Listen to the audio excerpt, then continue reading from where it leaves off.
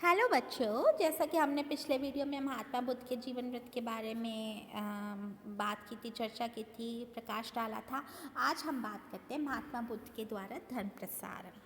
कौन सा धर्म प्रसार? बौद्ध धर्म।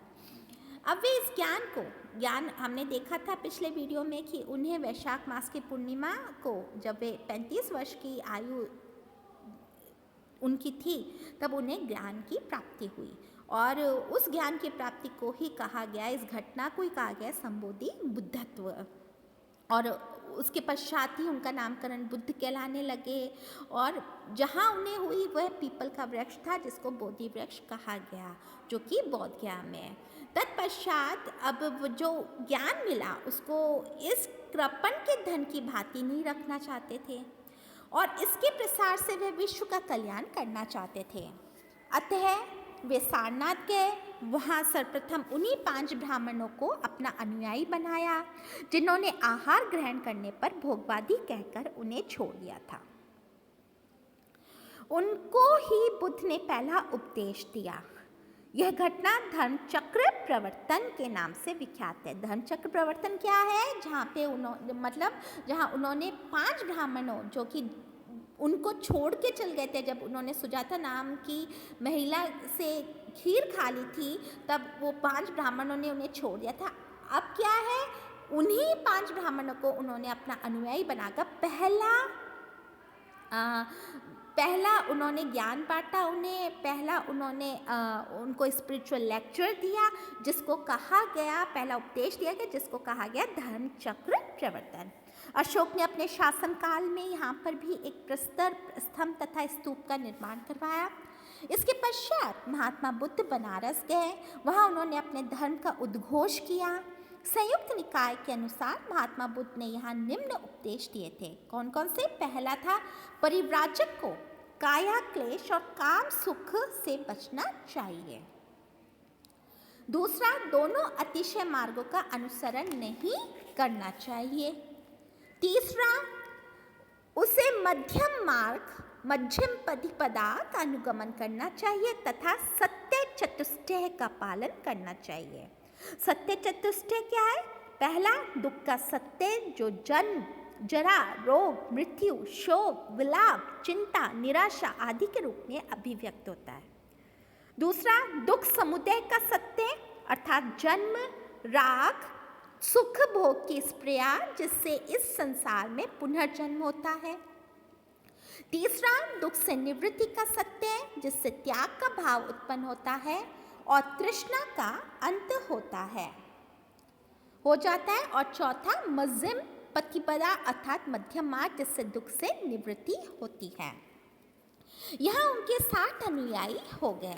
इन शिष्यों में यश का नाम उल्लेखनीय है। उन 60 अनुयायियों का महात्मा बुद्ध ने प्रथम बौद्ध संघ बनाया। बनारस से महात्मा बुद्ध पुनः उरुबेला गए। इस बार वहाँ उनके सैकड़ों की संख्या में लोग अनुयायी बन गए। उरुबेला महात्मा बुद्ध सारनाथ में वर्षा ऋतु बिताने के बाद आए थे। मार्ग में उन्हें 30 धनी युवक मिले जो एक वेश्या की तलाश में थे। वह वेश्या उनमें से 9 युवकों का धन लेकर गायब हो गई थी। उन युवाओं के प्रधान का नाम वर्गीय की श्रेणी प्रदान की। उरुबेला उस समय ब्राह्मण धर्म तथा याज्ञिक क्रिया कांडों का प्रधान केंद्र था।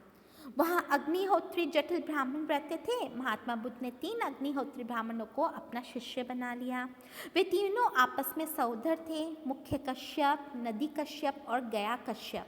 इन तीनों के कुल मिलाकर 1000 शिष्य थे। वे सब महात्मा बुद्ध के अनुयायी बन गए। संख्या में इन बढ़ते शिष्यों के साथ वे राजगृह आए, जहाँ राजा बिंबिसार द्वारा उनका भव्य स्वागत किया गया। राजगृह के उन तीनों अग्निहोत्री ब्राह्मणों को बुद्ध के शिष्य के रूप में देखकर राजा आश्चर्यचकित थे। इस घटना से प्रभावित होकर राजगृह में बहुत से लोग उनके अनुयायी हो गए। स्वयं बिंबिसार ने उनको दूसरे दिन भोजन पर आमंत्रित किया और वेणुवन उनको दान में प्रदान कर दिया। राजगृह की दूसरी घटना यह थी कि संजय नामक एक तपस्वी अपने 250 शिष्यों के साथ बुद्ध का अनुयायी बन गया। राजगृह मगध की राजधानी होने के कारण ब्राह्मण धर्म का केंद्र था और संजय तपस्वी का वहाँ के ब्राह्मणों पर बड़ा प्रभाव था। संजय के 250 शिष्यों में 2 प्रमुख थे, वे थे सारिपुत्र और मोगलान। दोनों ब्राह्मण थे, ये भी बुद्ध के शिष्य बन गए। टीकाकारों के अनुसार उसका जन्म उपतिस ग्राम में हुआ था और वे शार्दवती का पुत्र था। मोगलान का जन्म कौलित नामक ग्राम में मोगली नामक ब्राह्मणी से हुआ था। इन दोनों का जन्म भी संयोगवश एक दिन ही हुआ था। इस प्रकार राजगृह में बुद्ध के शिष्यों की संख्या काफ़ी हो गई, परंतु यहाँ के कुछ धनी व्यक्तियों ने युवकों को भिक्षु बनाने पर बुद्ध का विरोध किया, क्योंकि इससे माता पिता निसंतान होने लगे। परंतु बुद्ध ने अपने शिष्यों के माध्यम से उन्हें शांतिपूर्वक ही समझाने का प्रयास किया। राजगृह से महात्मा बुद्ध अपनी जन्मभूमि कपिलवस्तु पहुंचे। यहाँ तो इनका भव्य स्वागत होना ही था। यहाँ उन्होंने अपने पिता तथा अपनी पत्नी को धर्मोपदेश दिया, अपने पुत्र राहुल तथा मौसी के पुत्र नंद को भिक्षु बनाया। नंद का भिक्षु बनना उसके जीवन की महान घटना थी, क्योंकि जिस दिन उसने दीक्षा ली उसी दिन उसका राज्याभिषेक तथा जनपद कल्याणी नामक रूपवती कन्या से विवाह होने वाला था। उसके भिक्षु हो जाने से राज्य का कोई उत्तराधिकारी नहीं रहा। राजा शुद्धोधन को बहुत दुख हुआ। उन्होंने बुद्ध से कहा, भगवान, पुत्र का प्रेम त्वचा मांस अस्थि को भेदता हुआ मज्जा तक पहुंचता है। पिता के यह वचन सुनने के उपरांत बुद्ध ने यह संकल्प कर लिया कि वे अब बिना पिता की अनुमति के किसी के पुत्र को भिक्षु नहीं बनाएंगे। कपिलवस्तु में एक घटना और घटी। बुद्ध की क्षीरदायिका महाप्रजापति गौतमी ने दीक्षा लेने प्रवर्ज्या ग्रहण की उत्कट अभिलाषा व्यक्त की।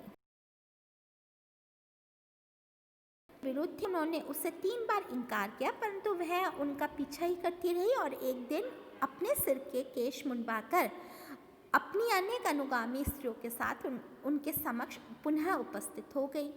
अंत में अपने प्रिय शिष्य आनंद के अनुरोध पर गौतमी को दीक्षा लेने की बुद्ध ने अनुमति प्रदान कर दी।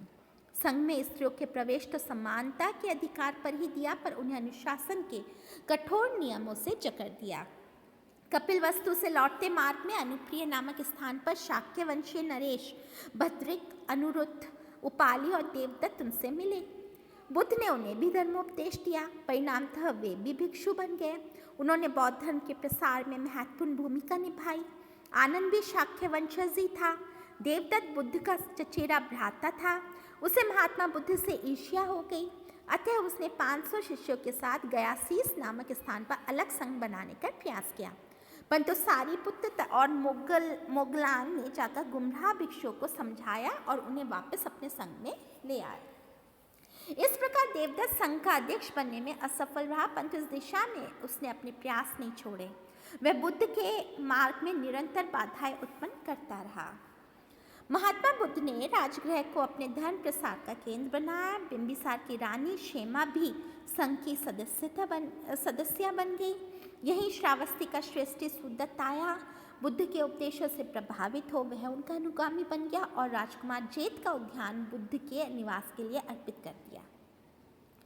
परंतु इसके लिए सुदत्त को उतनी ही मोहरें देनी पड़ी जितनी कि उद्यान की भूमि पर बिछाई जा सकती थी। इसमें 18 करोड़ स्वर्ण मुद्राएं खर्च हुई। यह कीमत पाकर राजकुमार विशाखा भी प्रभावित हो गई और बुद्ध का अनुयायी बन गया। राजकुमार विशाखा, उसने स्वयं एक तोरण द्वार तथा भंडारा निर्मित करवाया। पर्याप्त सुविधाएं प्राप्त हो जाने पर महात्मा बुद्ध यहाँ 25 वर्ष रहे। यहाँ से वे अपने धर्म का प्रसार करते रहे। भरूच के एक स्तूप की एक मूर्ति पर इस दान का चित्र अंकित है।